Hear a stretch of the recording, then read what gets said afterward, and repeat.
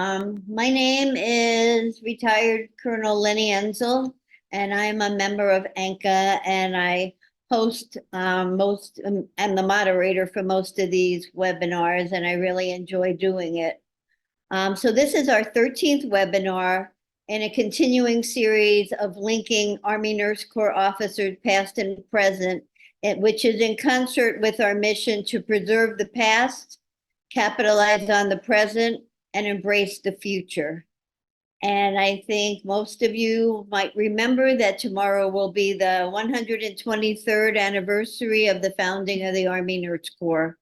So hopefully you will celebrate somehow. I'm now going to introduce Colonel Retired Alice Damaris, and she will introduce our guest speaker. So welcome to all 70 of you, and this is going to be a great presentation.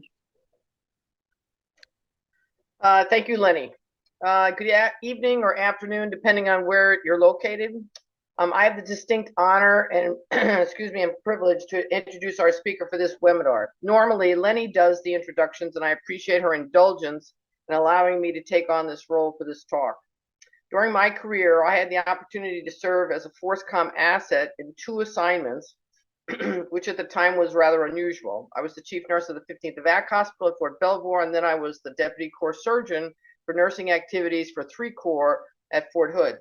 That position didn't, and probably still doesn't, appear on any TO&E document. It was a trial position created when Colonel Al Molnar, the new corps surgeon for 3 Corps, convinced Brigadier General Adam Zender that he needed an Army nurse at the corps surgeon's office. Colonel Molnar said he'd always had a nurse working with him, and he was concerned that training for the combat medics in the maneuver uniforms of 3 Corps required more realistic training that only an Army nurse could organize.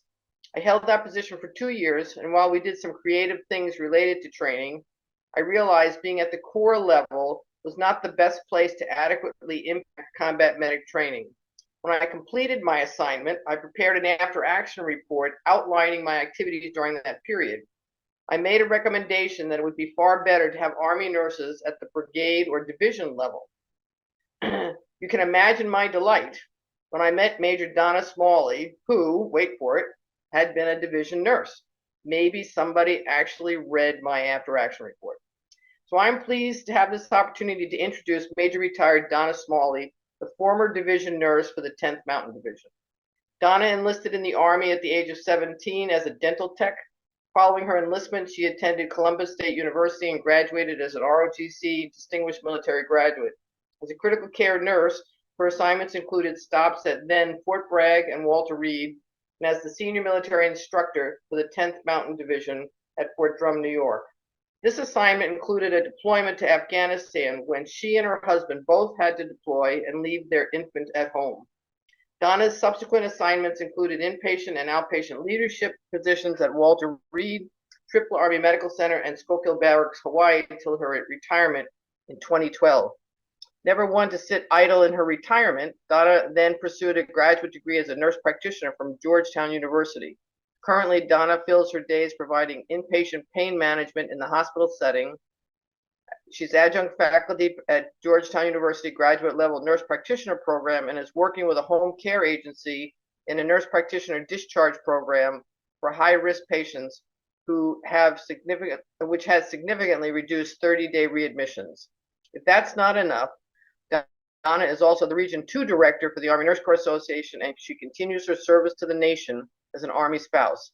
Please welcome Major Retired Donna Smawley.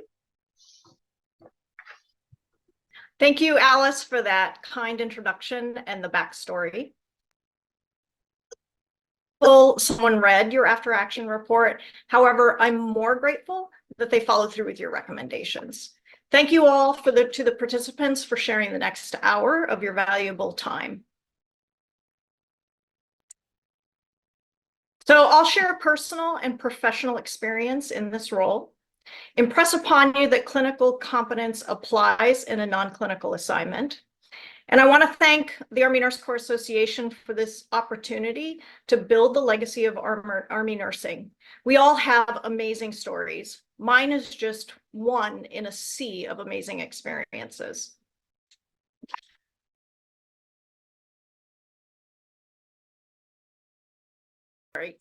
So here I was saying I'm going to share my experience with the division nurse role. And again, thank you for letting me speak this evening. The U.S. Army structure, this is just a visual, as Alice had talked about. You see at the top, the field army. That's the entire army made up of 2 to 5 corps. And the corps are made up of divisions. And the corps is where Alice was. You'll see here that the division usually has 10 to 18,000 soldiers and 3 brigades. Those brigades are broken down into the smaller components until you get to the individual soldier. So if you look at this, I was 1 Army nurse in 19,000 soldiers with the 10th Mountain Division. Alice already covered my background. There's a basic training photo of me at 17 years old. My husband and I met in Fairbanks, Alaska in 1994. I note that I was active duty and then in the Georgia National Guard, because it's interesting that in 1996, we were activated for the Atlanta Olympics. I was commissioned in the Army Nurse Corps in 98. You see here a photo of the Smawley duo.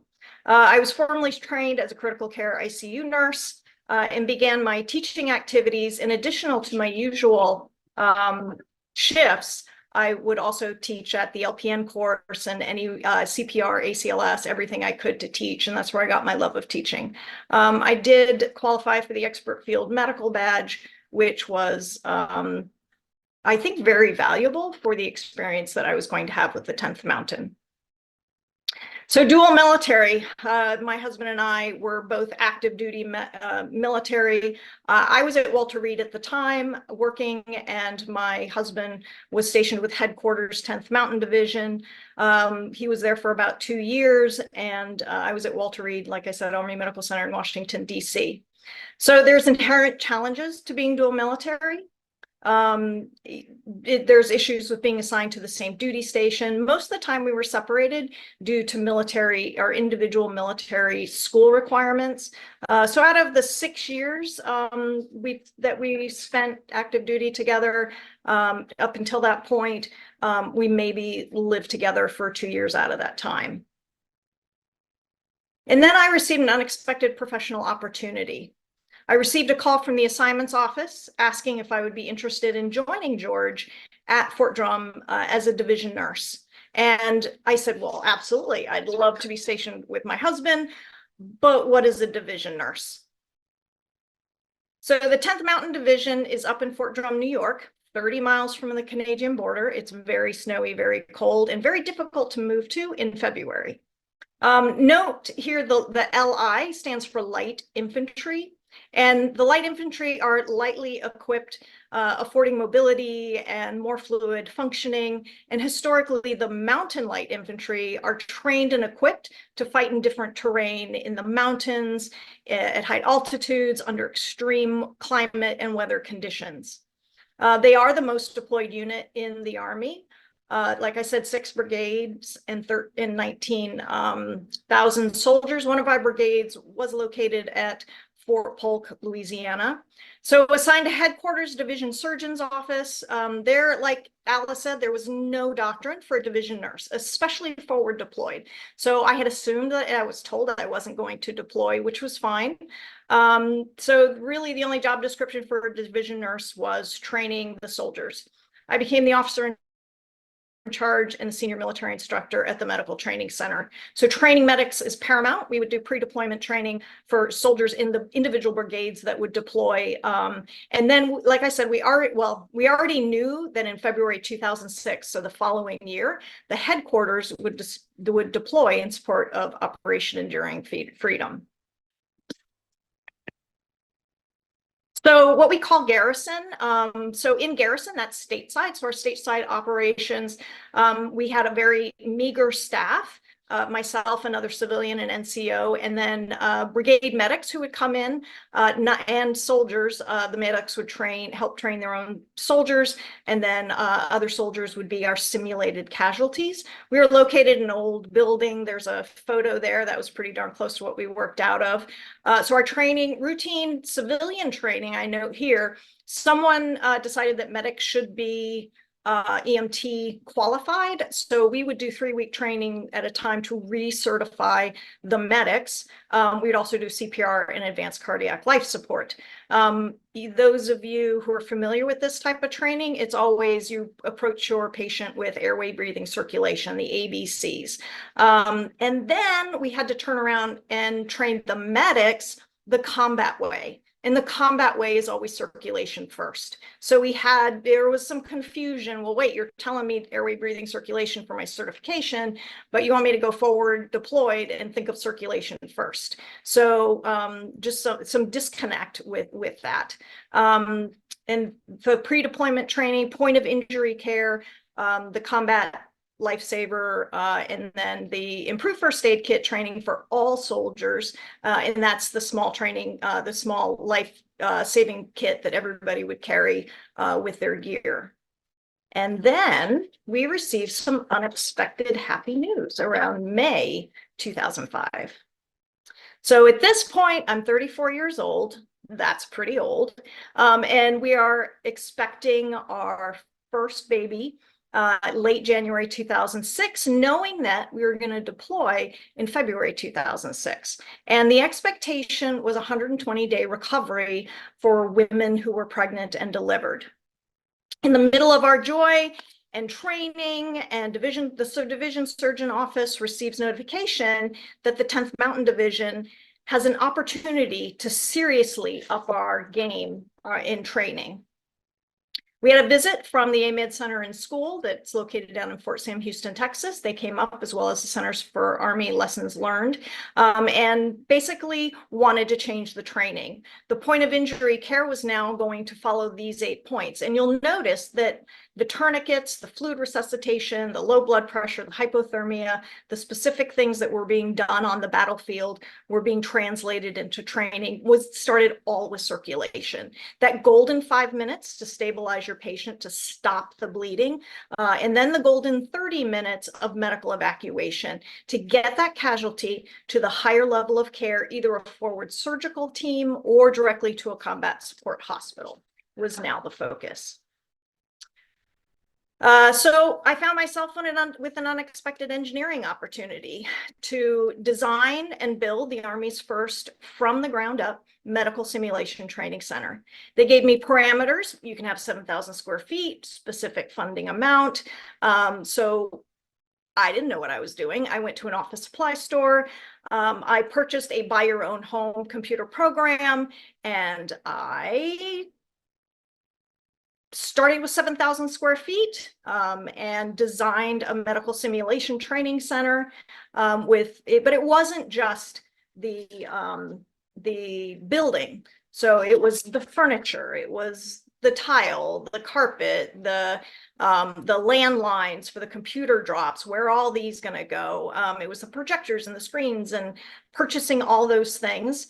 And interviewing and hiring 5 contract civilians as instructors. You'll notice in this red circle box here, that was the cream of the crop. That was a bang for our buck. That was where we would do our validation training, and we'll talk a little bit more about that. But we had 4 validation rooms and a control center that was raised in the middle, and this was vital to our training.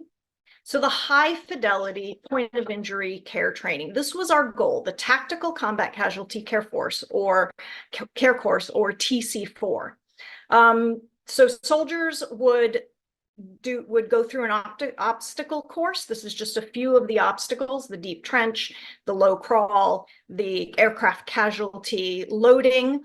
And after the soldiers completed their outdoor course, they were tired, sweaty, out of breath, thirsty, probably hungry and disoriented. They would then enter those simulation rooms where they would have the sights of the combat, the sound of combat, the smell of burning hair, the touch, the weight, the time constraint, and the mannequins would blink and breathe and bleed, and their lungs would collapse, and they would have a pulse, and we could even talk to the soldier if that's what we wanted to do. We wanted the soldiers to know that it was just them at that particular time. And these are photos of what the actual rooms looked like. Just to close the loop on this particular topic, this is just jumping forward. The center began to be used around August 2006, and it was formally dedicated to 2 medics of the 10th Mountain Division, one in World War II and one during Iraq, and it was named the Bridgewater Vaquero Medical Simulation Training Center. I did share the story of the 10th Mountain historian came to me and asked me how, me and my team had developed, and so it wasn't just me, how we had developed the Medical Simulation Training Center. And so that should be in the historical record with the 10th Mountain Division. So now we're going to jump back to 2006. January 2006, and the Smawley duo becomes Team Smawley. So baby Smawley was born 2 weeks prior to the headquarters deployment, which included George deployment. So George left, he deployed, and there was some recovery for me, some surgical recovery from the postpartum, during the postpartum time frame. I did have tons of support, family, friends, the JAG office's spouses group, shout out to Kathy Garrett, and all the ladies were very supportive of me with a brand new baby. The family deployment plan, George's parents lived in Pennsylvania, which was very close, and they kept the baby for 3 months. Jack was 87, Armgard was 76, and they lived in a retirement community. And there were over 50 grandmothers who would still always ask, is this the baby, on later visits. Did I have an option not to deploy? You betcha. They asked me if I wanted to stay home with my baby. And yes, in my heart, I really did, but I failed to mention that I was the only female in the division surgeon's office, except for a very hardworking, brilliant sergeant. We were it, and there was no way that I was going to have the office feel as though, the other soldiers feel as though I got pregnant to get out of deployment, or that honestly, I didn't know if they would come in contact with another Army nurse, as close as I was with that office. And I didn't want them to remember that an Army nurse did not deploy, and maybe possibly the nagging thought that I got pregnant because I didn't want to deploy. The pregnancy was a gift from God, but I was going to do my duty.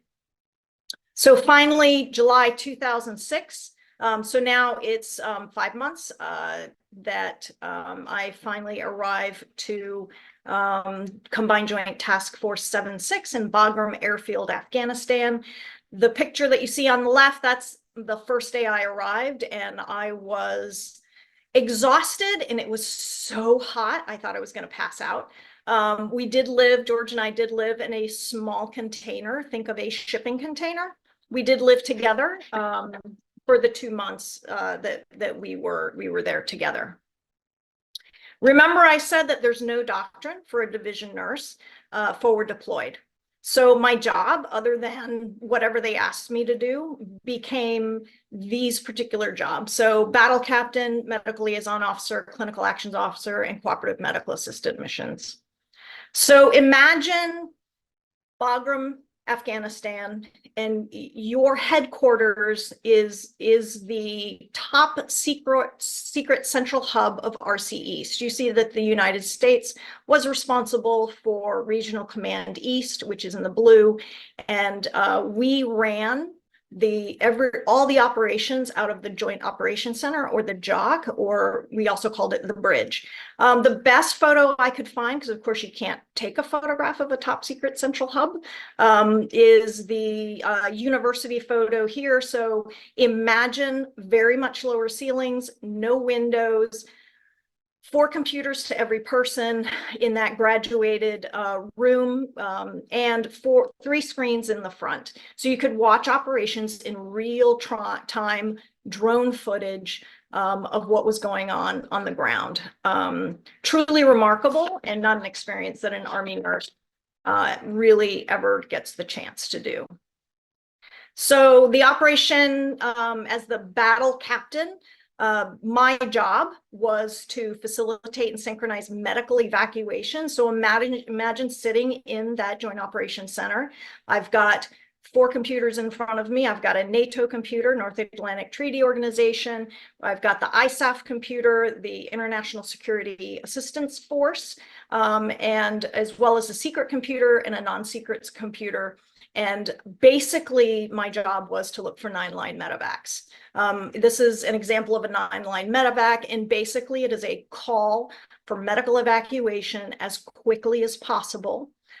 This is where the daily reports are vital to the evacuation mission. Tell me what my surgical team bed numbers are, what my combat support hospital beds are. Do I need to deviate or divert to another location? What are my aviation assets? Now, while this didn't happen too frequently, imagine a 9-line medevac coming up. You have to interpret what the 9-line medevac means, what type of patients that you have.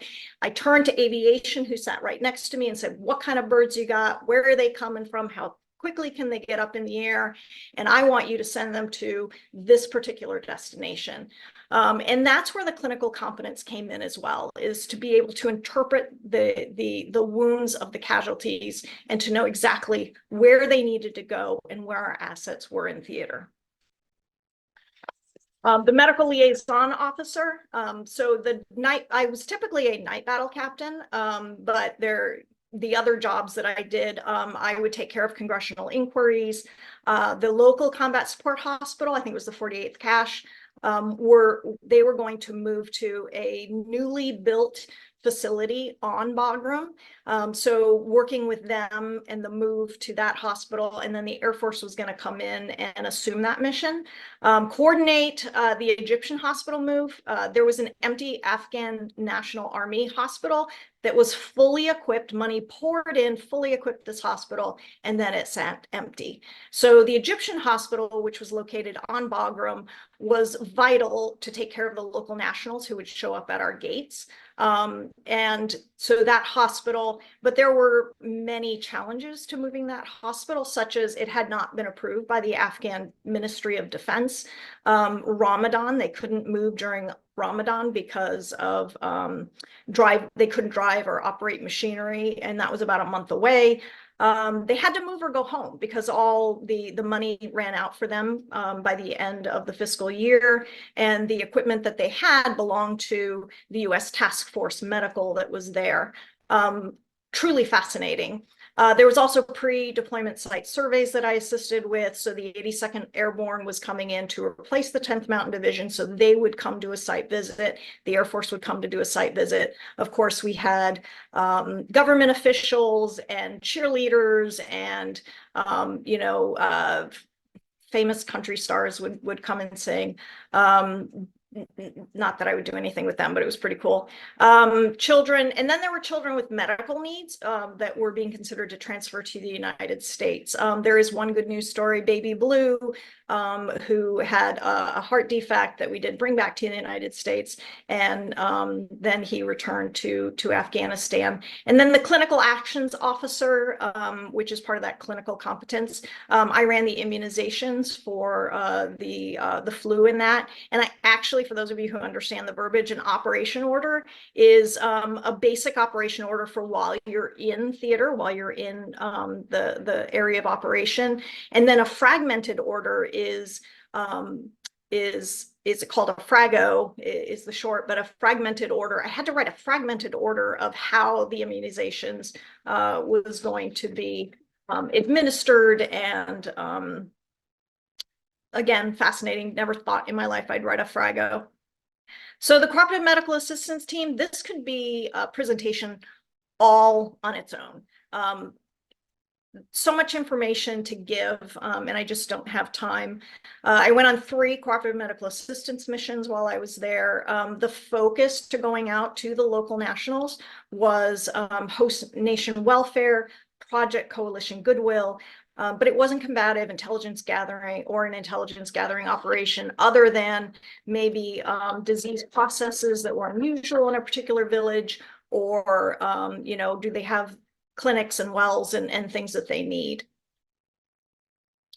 So in the 7 months that the cooperative medical team went out, you can see the numbers here. Lots of local nationals treated, and you ask what were they treated for? We didn't do anything that was going to cause harm. So usually Tums and they would say I have a headache. I have I can't breathe well, my mouth hurts, my stomach hurts, my feet hurt, my legs hurt, I have diabetes, I have high blood pressure, whatever it was. The most valuable thing that we could do is we could give them a form that we would fill out that would get them directly into the Jordanian hospital, the Egyptian hospital for further treatment. There were challenges for, Muslim women needed to be seen by women. That's why I went along.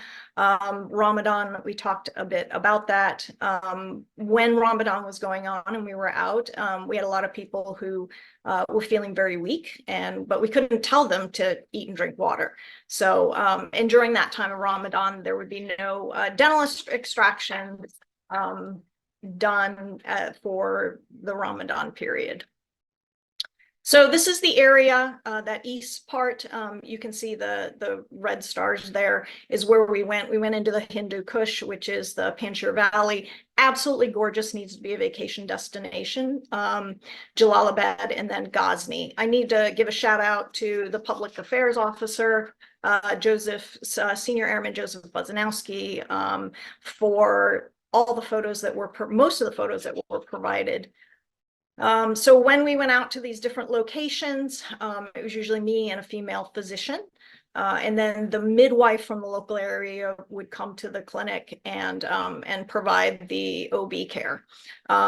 We would, at the higher elevation, see a whole lot more goiter because the water did not have a chance to go down the mountainside and pick up the iodine that it needed. And then the lower elevations, we'd see more of the leishmaniasis, which is a parasite infection from the sand flea.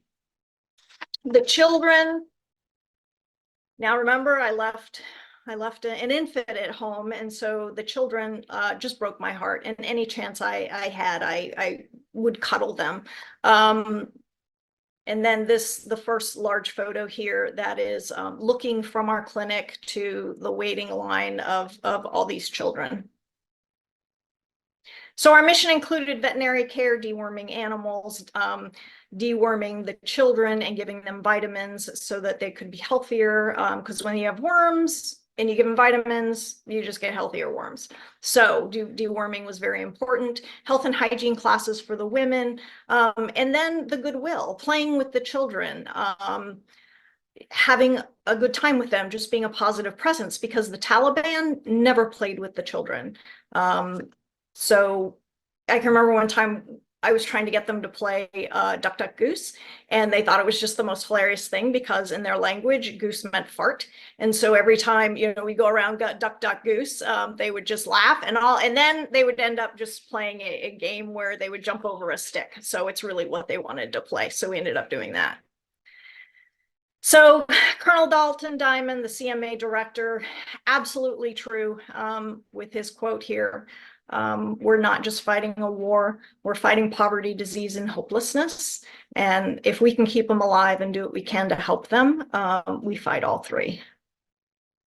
So you may wonder, how did we cope? How did I cope? So during missions, like any other soldier would do, we'd sleep, we'd read, we'd eat. We did play a couple games of football, and the lower right there, you see the unexpected little joys where the infantry actually made us an outhouse, and it was, a barrel with a toilet seat on it, but it was so joyful that they had thought of the team and actually built this for us. While at Bagram Airfield, we stayed busy. One of our guys in our office was like a champion chess player, and so he'd play two at one time, and the two would always lose. The upper right picture is the bazaar, which was open once a week for about 4 hours, where you could go and buy local wares. And then my husband got to know the rug guys really well, and our home is proof of that. We would look forward to the weekly mailings of Lost from one of the spouses, and then we'd all sit around and eat popcorn and watch Lost. And then this is a photo of me with the Army 10-miler. To my horror, at 35 years old, I actually took third place for the master's level because they didn't have enough women running, so they had to lower the age to be able to give the medals away. So as far as coping, keep the faith. Praying a lot, finding ways to stay in touch. We would get packages from people who generously, we didn't know them, we would just receive these packages.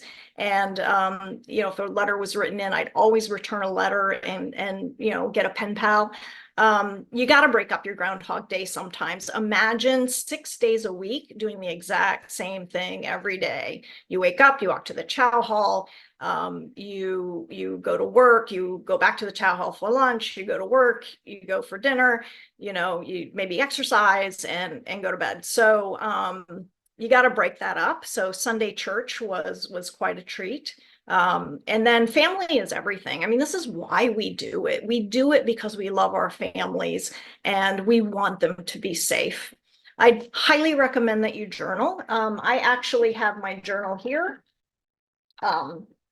My only recommendation is to not use pleather because my journal is disintegrating as we speak. But if it had not been for my journal, I wouldn't remember half the things that I just spoke to you about. And as I'm reading my journal, I'm thinking, oh my gosh, I'm so funny.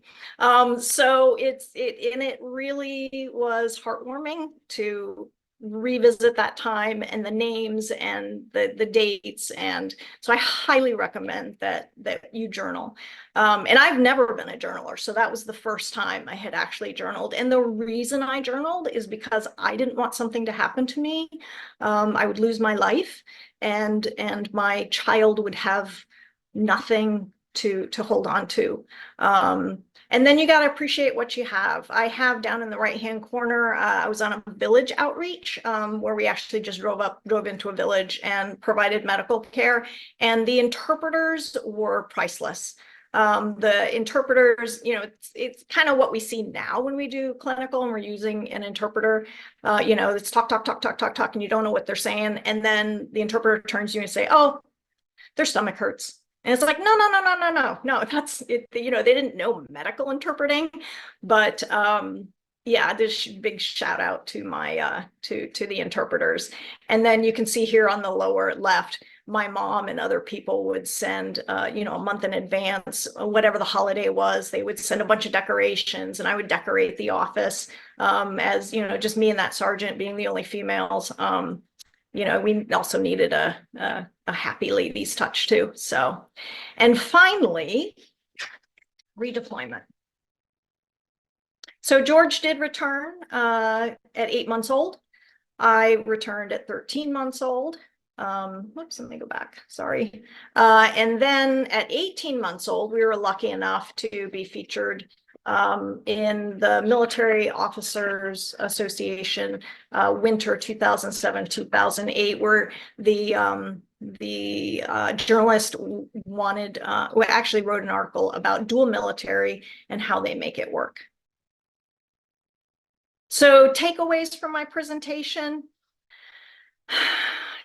Where I work now has a quote by Arthur Ashe that is the screensaver. And when I see that, it basically sums up everything. Start where you are, use what you have, and do what you can. That is where you start. The clinical competence, I think I told you about the clinical competence and how it applies in the operational environment. I forgot to tell you that when I was doing the 9-line medevacs, one of the forward surgical teams decided that they were bored, so they decided to do surgery on a young boy. I believe he had a broken leg. And those of you who are familiar with surgery, you know, that and anesthesia, the boy actually ended up having malignant hyperthermia. And so it was and all the beds to the combat support hospitals were full. So I had to convince them that they needed to find every single bottle of dantrolene and fly it up to that particular forward surgical team to save that boy's life. I seek opportunities to build the legacy of Army nursing. Share your story. Like I said, journal, write, focus on keeping the stories alive and in the public eye. So on the left is a sign that I would have on my door as a nurse manager especially when I had lots of lieutenants, to remind them that you're not a nurse in the Army. You are an Army nurse. The Army comes first. You're not a nurse with soldiering skills. You are a soldier who happens to also be a nurse. And it wasn't until I got to the 10th Mountain Division where I was an officer. I was in the Army and I was being saluted by people and called ma'am that I realized that it really hit me that I was an officer in that particular environment. On the right is the 10th Mountain Division Surgeon's Coin. And you'll see here, Carpe Dolor was our motto. And that means seize the pain. So when you're going through tough times, pray a lot, seize the opportunity, seize that pain, make the best out of it. So this is Team Smawley today. And this is my most favorite memory of sitting on top of a mud home in Afghanistan where we had clinic in the home. And this is a Navy enlisted gentleman. The sun is going down. He's playing the harmonica. And it was just absolutely surreal to be with a special forces doctor and all these fine soldiers, Navy and Army. And I will admit, smoking cigars with them was pretty awesome. But this is just a memory that I will have forever about how special that was.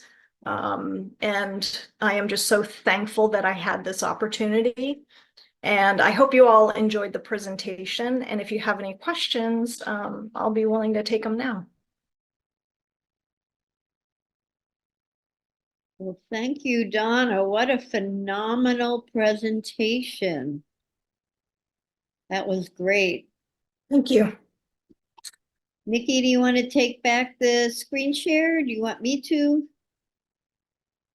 So we do have some questions, and I encourage anybody who has any questions related to this presentation for Donna to please type them in.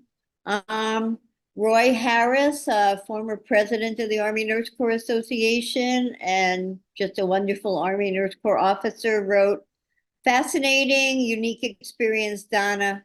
Was your experience shared with the nurse historian in terms of an oral history? Excellent presentation." Oh, thank you. So yes, once the center was operational, the historian came, asked particular questions, wrote everything down.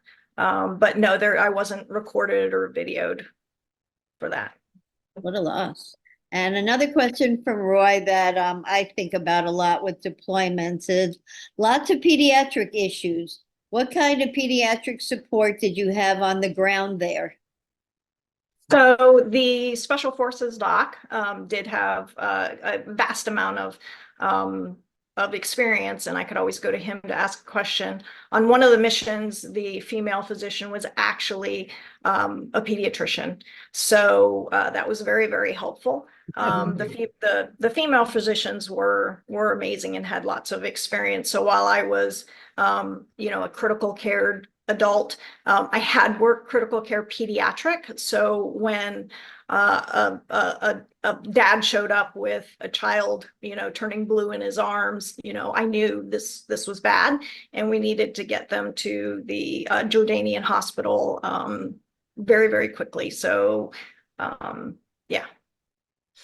Well, thank you. So our next question from Allison Farrow is, thank you for your presentation, ma'am.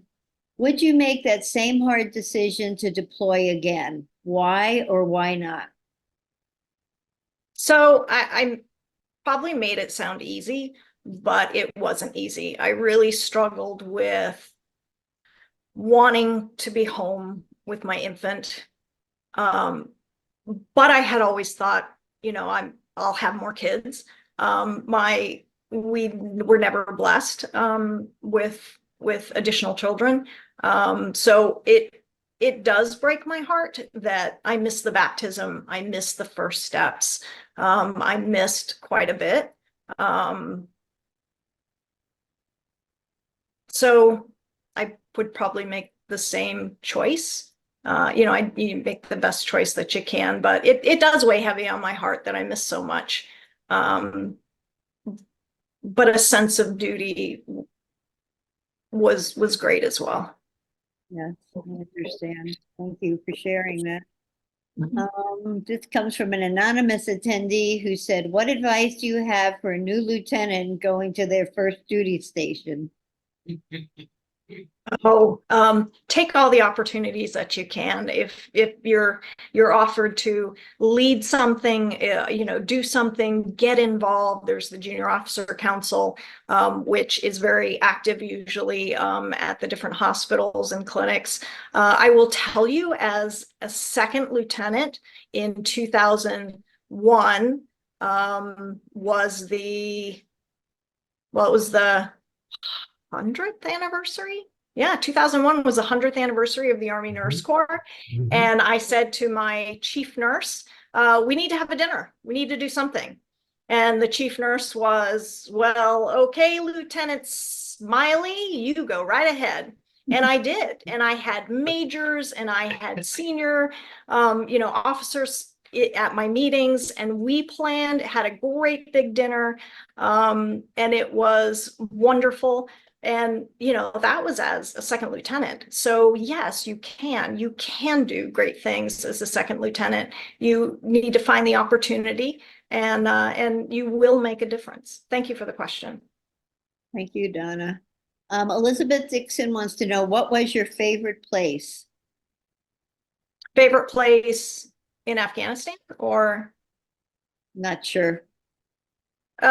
Favorite place. So if you mean Afghanistan, my favorite place was the Panjshir Valley. So as I had said, the Hindu Kush, which is the mountain range in that northeast area, we actually had to. That's a whole presentation all on its own, because I have to kind of show you. The roads were so narrow, and we were going to a 10,000 elevation that we had to go in Toyota trucks. And when we had to hug the mountain, because anyone passing us, they would just fall off the mountain. So that was terrifying. But once we got to that elevation and we saw just how lush and beautiful the Panjshir Valley is, that will always be my favorite place. And I hope someday that they can, that people can travel there and appreciate that area. Thank you. Diane McMahon said, great storytelling. Did the cultural differences cause obstacles that interfered with medical treatment? So I touched on Ramadan and how Ramadan, when it came to, if someone needed a tooth pulled. So the dentist was incredibly important on our team. If you can pull a rotten tooth, you can save a lot of infection and sepsis and all that. But in Ramadan, they're not supposed to have blood in their mouth. So a lot of them would forego the Ramadan and have the tooth pulled. But that was one of the issues that we had.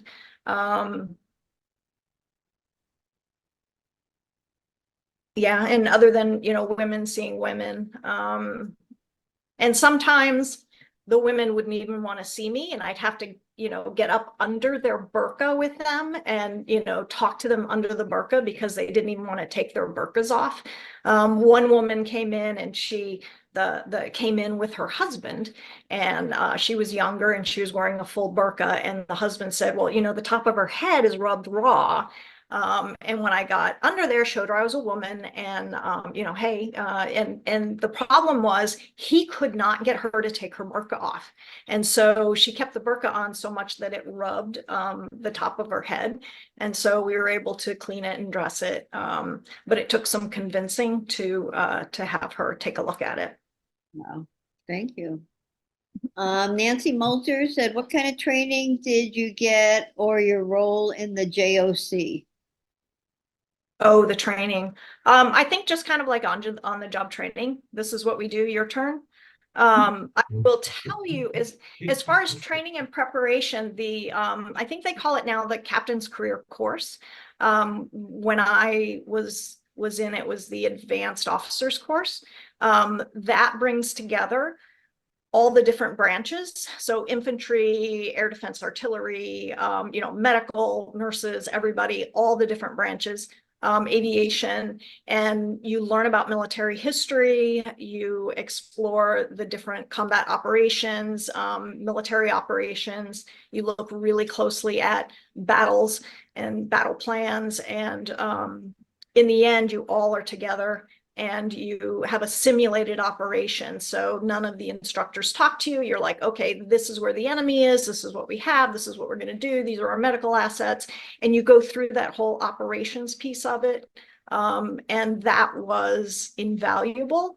The Expert Field Medical Badge, which is all tactical military training, is incredibly hard to be awarded this badge. And 9-line medevac is one of the lanes that you have to go through, and you have to put a radio together and actually call a 9-line medevac correctly to pass that lane. If you do not, it's harder. So the Expert Field Medical Badge is harder to be awarded than the infantry badge. So you can't fail anything. So there's a written test and a 12-mile road march, and you go through the, you know, from you know, nuclear, biological, to taking your weapon apart and putting it back together in, you know, just a certain amount of minutes. It's very intense, but that 9-line medevac really helped because I already had an understanding of what it was and what it meant, and had practically done it myself in a practical manner when it came to that training. So there's a lot of opportunity to get that non-nursing training and the operational training. And I'd recommend that anyone who has a chance to give it a try. Don't be afraid of failure, because I will tell you, when I was enlisted, I tried it twice. I failed twice.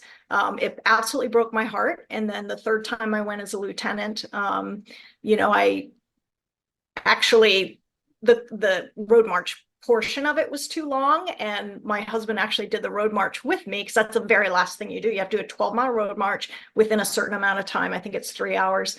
And my husband was doing it with me, and we're getting close to the finish line, and they call time. You're done. And I wasn't finished. So, you know, I threw my weapon down and I was just breathing, and my husband was like, no, finish. So I finished it. Went across the finish line, and then somebody rebutted the length of it, because even my husband had just been to air assault school, and he's like, this was too long.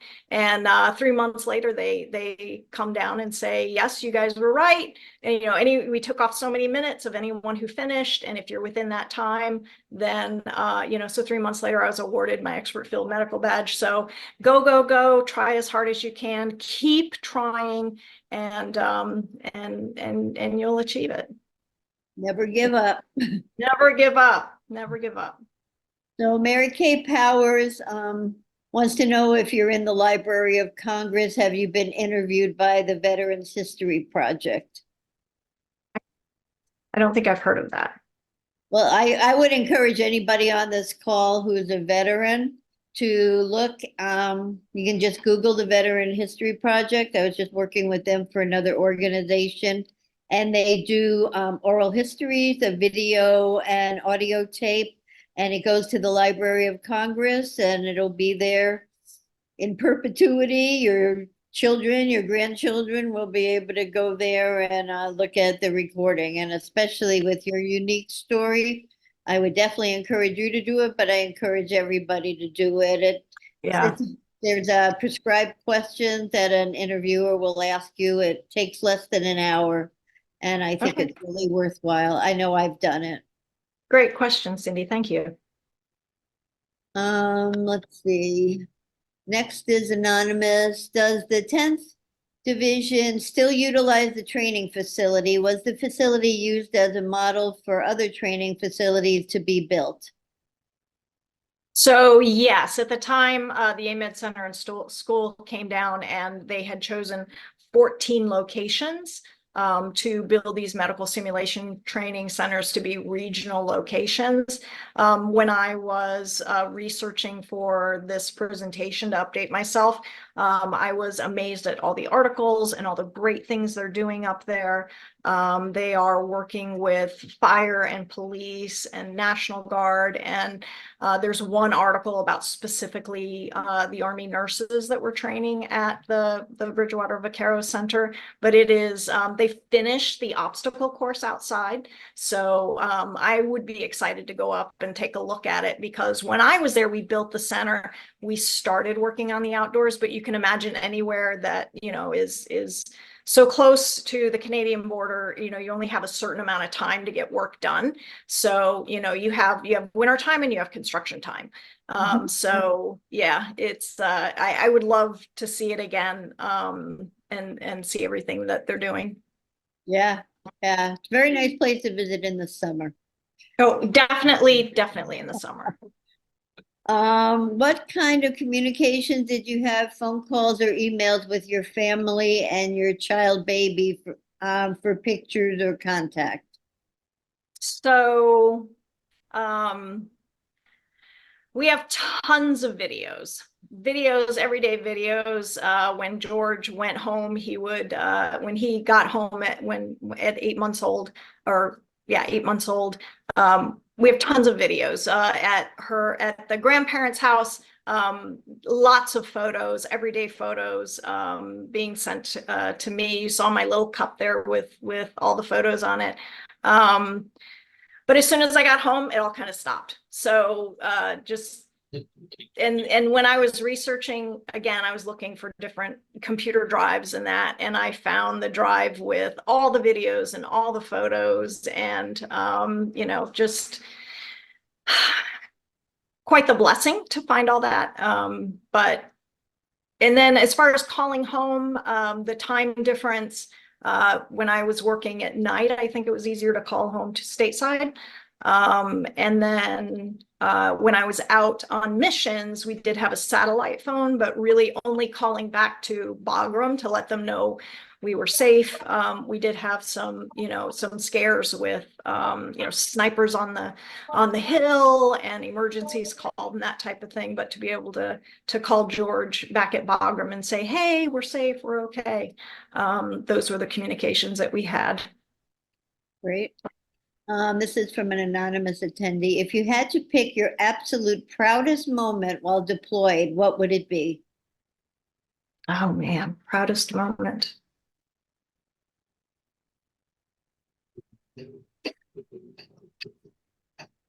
Gosh. I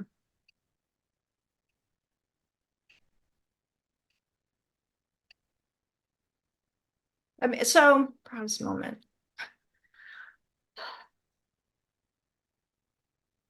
I'd have to think about that. I mean, it was, what gave me the most joy? Well, it might have been more of a social joy, that when it came to the social things in the office, because I worried about everyone else. When people would get packages for, say, and they'd receive cookies or candies or whatever, I would always swipe some and put it in a drawer. And then when it came to the holiday Christmas party, we had tons of stuff. So it was maybe the pre-planning and the care for my fellow soldiers in the office, decorating, that always gave me great joy, that maybe I was making their time a little bit more bearable. Mm-hmm. The great question from the great Teresa Parsons. that I thought about a lot when the Army Nurse Corps had to make some tough decisions about AOCs. And she said, I know the providers had PEDS experience, but do you see the importance of PEDS nursing training as a component of Army Nurse Corps pre-deployment training? So often the civilian military mission is a close second to combat casualty care. So, like I said, I had some PEDS experience, but more in the ICU. So I knew when a child looked really bad. I think it really depends on the operations. Where are you going? What are you doing? You know, if we're going somewhere where we know there's a large pediatric population, but maybe, Teresa, you're speaking more of, you know, casualties that you would have to treat, children versus adults. I was very, very fortunate that I didn't see any of that. I didn't experience any of that because I was outside the combat support hospital. And I did get a call from the commander of the combat support hospital asking if you know, I had time to come and work in their ICU. I had to reassure her that I did have a job and I was fully employed. But as far as, because I didn't see those casualties, maybe it's a good idea to have some PEDS background or experience, or at least a little bit of training if it's casualty related. I like this from an anonymous attendee says, division nursing sounds like house supervisor for the entire AO. Yeah. Yeah, I'd never been a health supervisor moving patients and doing all that.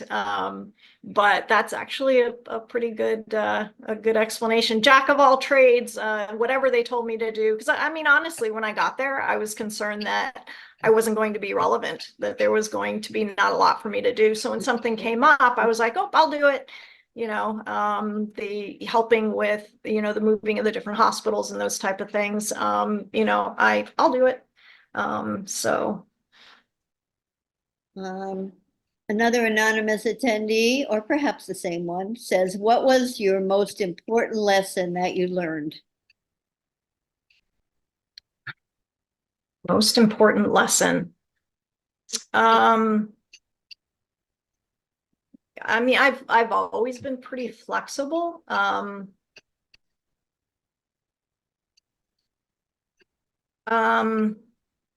guess just take things as they come. So, you know, we would go out for a mission, maybe visit one village for a week, maybe over, you know, 3 villages, staying flexible, whether I was sleeping in a cot, sleeping on the ground, sleeping outside, seeing bats fly overhead, you know, sleeping in the sub-governor's, you know, home, just being flexible and taking it as it rolling as it comes, and doing like I said, you know, start where you are, you know, use what you have and do what you can. And so yeah, that would be it. Okay, thank you. So Michael Coleman says, I was a head nurse in 2 20-person FSTs when they first stood up. I heard that the FSTs were split into 2 10-person teams in Afghanistan and sent to separate locations. How did you think their operational capability was in this diminished capacity? So I don't know if I can really answer that question. I wasn't physically with the FST. I had no experience with an FST. I didn't know how many beds they were supposed to have. I would get the reports, you know, we have, you know, 2 of 10 beds open. I will tell you that because we had such a successful survival rate, that it probably worked just fine. But I really don't have that base of information to answer that question. But I will tell you that wherever we sent the patients, you know, I always knew that they would be taken well care of. And So there, and then once they got to the FST, once they were stabilized, they could then be medevaced on to the combat support hospital. So yeah, the FST was kind of like the forward surgical team did that. They saved the life, got them stabilized, and then those patients would go to the combat support hospital. Right. Another anonymous attendee wants to know, what is a battle captain? Ooh, the battle captain. So that was just the name of the position. So it was the medical battle captain, I guess, as opposed to the aviation battle captain, as opposed to the everyone else who was in the room. And basically you are responsible, during your shift of, for me, it was 9-line medevacs and ensuring that I had updated information on all of our assets in the Regional Command East. Art Wallace says, what experience did you have with the Air Force medical evacuation process to launch to? Oh, I didn't have any. Yeah. So ours was basically from point of injury to the forward surgical team or the combat support hospital. And Teresa Parsons says that and basic field sanitation are very useful in deployment, which of course we know is very true. Let's see, another anonymous attendee. When you spoke about triage, determining where it was best to send patients per their medical needs, were medics also used in that capacity? It seems that Army medics have intensive training compared to civilian counterparts. So medics have the basic training and they have, the EMT certification. It was really up to when they were in those brigades as part of the division, it was up to the PAs and the docs in those brigades to highly train those medics. So if they wanted a medic to put in a chest tube, the brigade PA or doc would teach them how to do it. If they wanted them to know how to suture, then they would do that. We basically did, point of injury care, golden 5 minutes, ensuring that they're firing back, moving the patient to safety if possible, doing kind of those basic first point of contact injury moments. But anything outside of that, they could use the training center most definitely to do suturing and, chest tubes and stuff like that. But we didn't particularly train that. And then McKenna Kahalewise says, good evening, ma'am. Do you have an example of a hard time while in garrison and how did you overcome it? A hard time in garrison. So I think when it came to the job I was doing, the training job, there were challenges because, I used to say, I can't count on people I can't count on, right? So if I knew that particular medics were coming to train their soldiers, or we had soldiers coming to be our simulated casualties, that when they wouldn't show up, how do you conduct the training? You do the best that you can.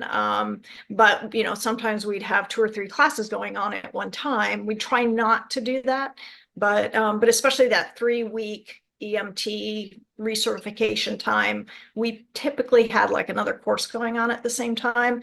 And, it wasn't in the old World War II barracks, you walk in, it's like a big empty bay that people used to sleep in. You have an upstairs big open bay. We would kind of partition that off into classrooms.